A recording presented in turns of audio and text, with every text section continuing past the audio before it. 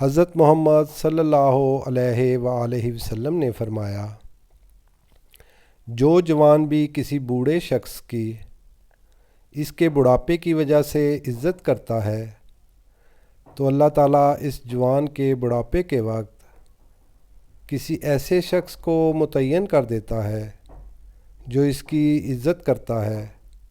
ایک اور جگہ آپ صلی اللہ علیہ وسلم نے فرمایا، وہ ہم میں سے نہیں ہے جو چھوٹوں سے محبت اور بڑوں کی عزت نہ کرے۔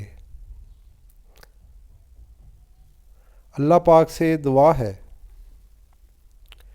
کہ اللہ پاک ہم سب کو اپنے چھوٹوں سے محبت اور شفقت کرنے کی توفیق عطا فرمائے، اپنے بڑوں کی عزت اور خدمت کرنے کی توفیق عطا فرمائے، اور پیارے محبوب کے بتائے ہوئے راستے پہ چلنے کی توفیق عطا فرمائے۔ آمین ثم آمین۔